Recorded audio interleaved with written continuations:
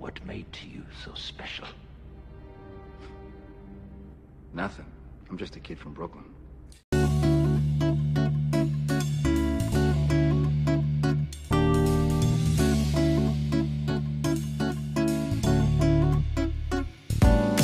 Halo Sobat Review, welcome back to my channel. Kali ini kita akan membahas sebuah film yang berjudul Captain America The First Avengers. Film yang dirilis pada tahun 2011 ini diperankan oleh beberapa aktor seperti Chris Evans sebagai Steve Rogers atau Captain America, Hayley Atwell sebagai Peggy Carter, Sebastian Stan sebagai Bucky Barnes, Tommy Lee Jones sebagai Colonel Chester Phillips, Hugo Weaving sebagai Johann Smith, Aki Red Skull, Dominic Cooper sebagai Warstar, Richard Armitage sebagai Heinz Kruger, Stanley Tucci sebagai Dr. Abraham Erskine, Samuel L. Jackson sebagai Nick Fury, Toby Jones sebagai Dr. Anim Zola, dan beberapa aktor penting lainnya. Oke, tanpa basa-basi lagi, mari kita saksikan berikut ini.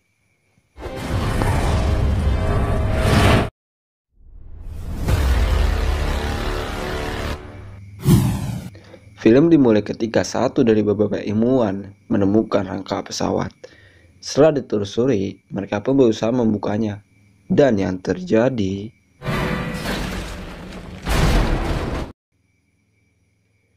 Scene berada di Tønsberg, Norwegia pada Maret 1942. Ketika seorang lelaki tua berlari dan ternyata ia bertemu dengan seorang pemimpin dari organisasi Hydra. Ia adalah Johann Smith, Aki Red Skull. Ia berusaha meminta sebuah warisan dari para dewa, yaitu Tesseract. Ia juga menjelaskan bahwa Tesseract itu peninggalan dari dewa Odin yang nantinya atau yang berasal dari Asgard. Tak lama kemudian ia pun menemukan Tesseract tersebut, kemudian menembak lelaki tua tersebut. It's not for the eyes of ordinary men.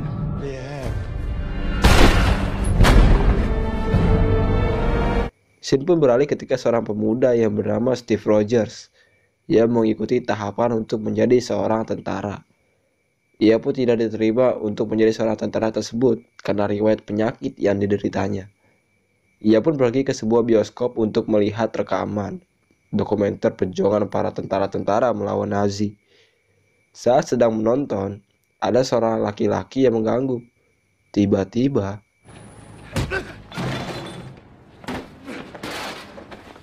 Pick on somebody your own size.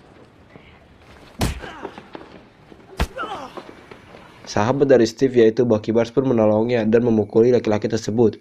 Kemudian Bucky pun menjelaskan kalau ia berhasil menjadi tentara dan ia dari infanteri 107 ditugaskan untuk pergi ke Inggris. Saat di sebuah acara pameran yang bernama Pavilion Modern Marvels, di sana pun ada Howard Stark yang memamerkan sebuah mobil yang bisa terbang dari perusahaannya, yaitu Stark Industries.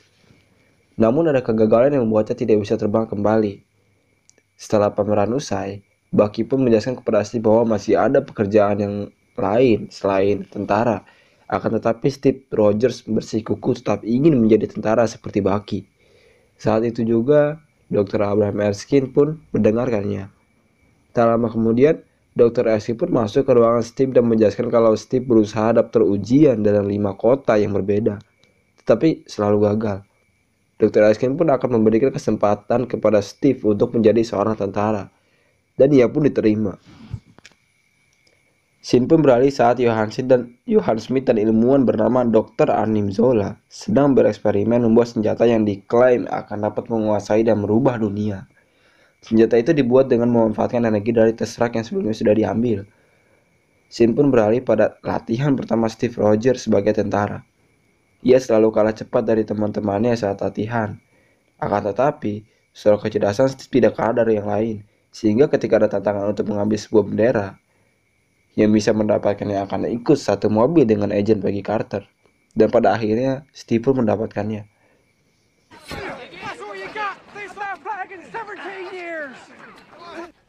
Rogers! I said fall in!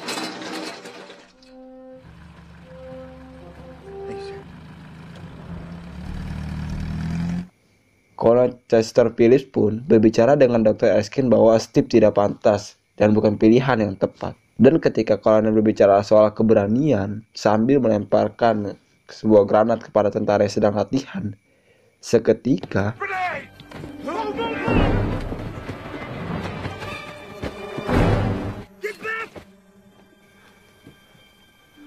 saat Dr. Erskine dan juga Steve sedang mengobrol, ia pun berbicara mengenai beberapa hal kepada Steve, terutama tentang Johann Smith. Dan ia pun bilang bahwa serum itu akan membuat yang baik menjadi baik. Begitupun sebaliknya. Dan juga Dr. Erskine pun bilang, setelah Project Rabbit ini berhasil, Dr. Erskine pun mengingatkan Steve untuk menjadi manusia yang baik dan menjadi dirinya sendiri. But a good man. Scene pun berada di markasnya Johann Smith. Smith pun ingin memata-matai penelitian dilakukan oleh Dr. Erskine. Dan jika berhasil, ia akan mencuri serum tersebut. Tak lama kemudian, percobaan pun akan segera dilakukan. Setelah proses yang menegangkan, akhirnya Project Rabbit ini pun bisa dibilang berhasil dan sukses. Badan Steve yang sebelumnya pendek, kurus, dan lemah dalam berbagai hal, kemudian berubah menjadi tinggi dan kekar. Kekuatannya pun bertambah berkali-kali lipat. Namun setelah itu, ada mata-mata yang mencoba mencuri serum buatan Dr. Erskine tersebut. Dan karena ia terciduk, orang itu pun menembak Dr. Erskine hingga mati. Dan dikejarlah oleh Steve. Sampai melipir, coba.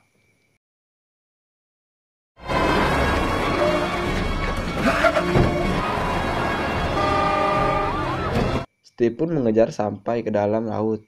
Saat sudah tertangkap, orang itu pun bilang kalau ia dari organisasi Hydra. Hail Hydra!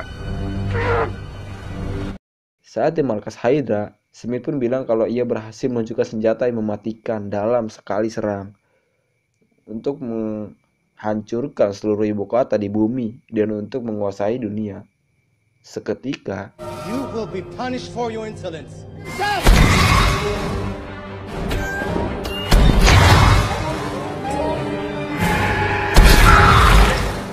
Hail Hydra.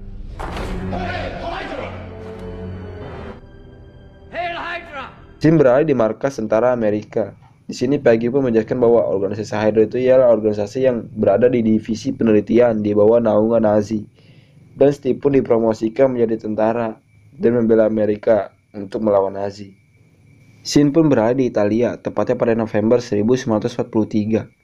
Steve terkena rasis dan dilempari oleh tentara yang melihatnya. Di situ pun Steve merasa bahwa dia itu tidak seperti tentara dan lebih kepada seperti tikus percobaan atau kera yang menarik seperti yang digambarkannya. Peggy pun menjelaskan bahwa Smith mengirim pasukan ke Azzano. 200 orang pergi melawannya dan kurang dari 50 orang yang kembali. Dan yang terlebih yang bikin kaget lagi itu dari infanteri 107. Dan hanya beberapa orang lah yang dapat kembali katanya. Seketika Steve pun kaget karena teman dekatnya yaitu Sersan James Barnes atau Bucky Barnes berada di infanteri tersebut. Colonel Chester Phillips pun seperti mengenal nama tersebut dan mengklaim bahwa Bucky tidak selamat dari perang tersebut. Steve pun bersiap untuk pergi ke Austria untuk menyelamatkan Bucky dan berperang di sana. Akhirnya Steve pun pergi diantar oleh Peggy dan juga Howard Stark. Yang terjadi, Responder, activate it when you're ready, and the signal will lead us straight to you. Are you sure this thing works? Been tested more than you, pal. You can't give me orders!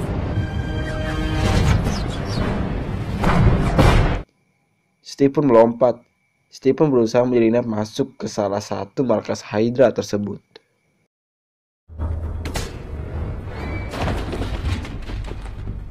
Who are you supposed to be?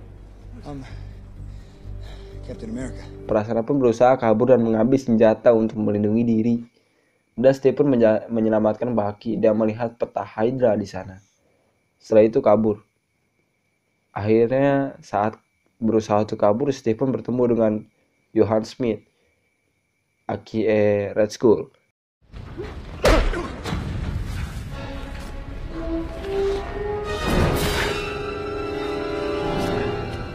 Then how come you're running? Smith pun pergi dengan pesawatnya, diikuti oleh Dr. Zola dengan mobilnya. Singkat cerita, Steve dan beberapa sandera pun berhasil kembali dengan selamat. Some of these men need medical attention. I'd like to surrender myself for disciplinary action. Yes, sir. You're late. Couldn't call my ride. Let's hear it for Captain America! Keesokan harinya, Kapten Amerika pun diundang untuk menghadiri konferensi pers, namun dia tidak kunjung datang. Saat di markas pun, Steve pun membuat tim khusus untuk membantunya melawan Nazi dan bertemulah dengan Bucky di sana. Tak lama kemudian agen Peggy Carter pun datang dan memberi tahu Steve bahwa Howard Stark memiliki peralatan untuk Steve coba keesokan harinya. Dan juga menjelaskan kalau ia juga suka musik dan berharap setelah semuanya ia akan berdansa dengan Peggy Carter. Seketika, I might, even when this is all over, go dancing. The right partner. saat menunggu Tony Stark, ia mengobrol dengan seorang perempuan. Yang terjadi, Agent Peggy Carter sepertinya cemburu dan menjelaskan kalau Steve belum begitu tahu tentang perasaan wanita. Iya, cemburu Saat sedang bersama Tuan Stark memilih ingin menggunakan senjata apa. Ia pun memilih sebuah shield yang terbuat dari vibranium. Saat dikenakan ke Peggy, yang terjadi, Yes, I think it works. singkat cerita, Kapten Amerika pun memimpin jalannya perang dan selalu berhasil menjalankan misinya.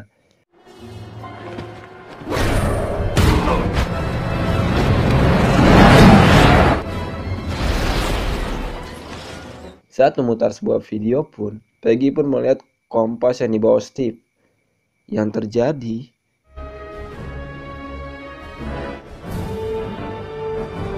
Johann Smith akhirnya pun marah kepada Dr. Anim Zola karena selalu gagal, terutama ketika melawan orang dengan perisai. Katanya, saat menjalankan sebuah misi berikutnya, Kapten Amerika terdesak bersama timnya untuk menangkap Dr. Anim Zola di sebuah kereta, hingga membuat salah satu teman dekatnya yaitu Bucky Barnes dinyatakan tewas karena terjatuh ke jurang. Kill him now!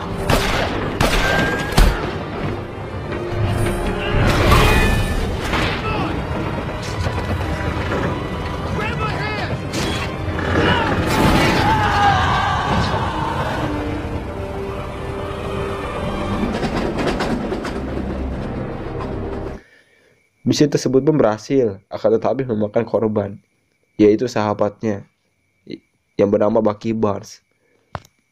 Di lain waktu pun Peggy menemui Steve Rogers yang berduka di sana. Peggy pun menjelaskan kalau ini bukan kesalahannya. Kemudian kolonel Chaser Phillips pun menjelaskan bahwa waktu mereka kurang dari 24 jam. Dan yang terjadi, Why not? That's exactly what we're gonna do. Kapten Amerika pun melakukan penyerangan seorang diri dari pintu depan, dan pada akhirnya ia pun tertangkap.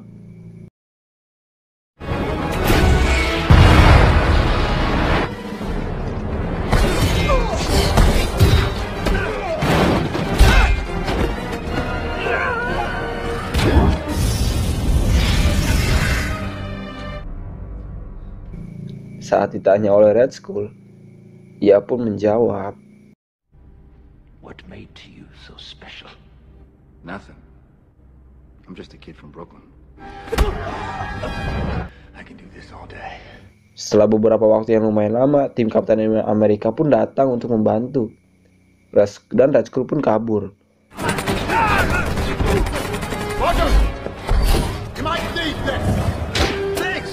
Beberapa tim penyerang pun digerakkan untuk mengalahkan pasukan Hydra. Red Skull pun kabur menggunakan pesawatnya dengan membawa terserak. Kapten Amerika pun mengejarnya.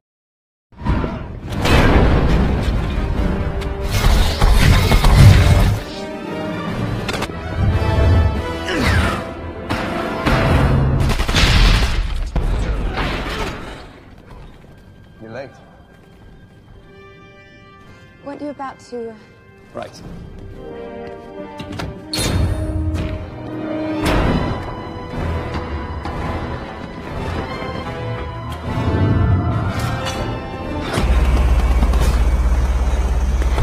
Karena terlalu cepat, bantuan pun datang dari kolonel dan agen Carter dengan kendaraan cepatnya untuk mengejar pesawat tersebut.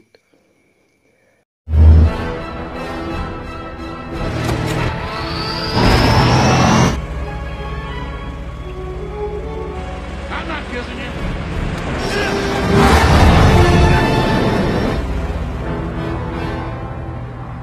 Saat di dalam pesawat, Kapten Amerika pun melakukan upaya penyelamatan agar misil tidak sampai terjatuh di bumi yang akan menghancurkan seisi kota nantinya, termasuk New York.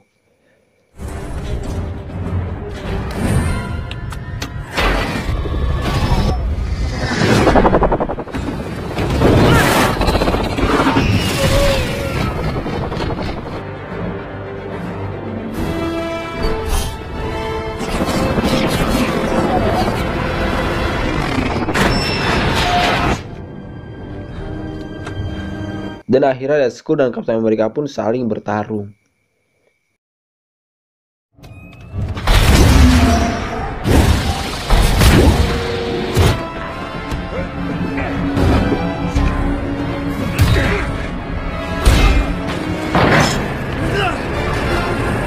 See the future, Captain.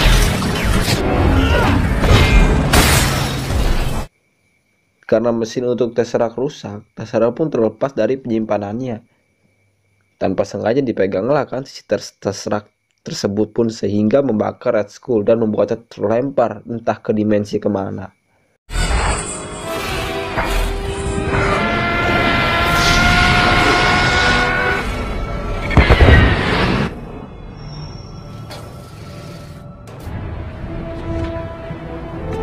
Kapten Amerika Steve Rogers pun menghubungi markas dan menjelaskan ke Peggy kalau ia akan melakukan segala upaya untuk mencegah misi tersebut terjatuh. Dan ia juga menjelaskan bahwa ia ingin berdansa nantinya. Akan tetapi, ia belum tahu caranya berdansa. Seketika, I'll show you how. Just be there. We'll have the band play something slow. Steve. dan pesawat pun terdampar di gurun es.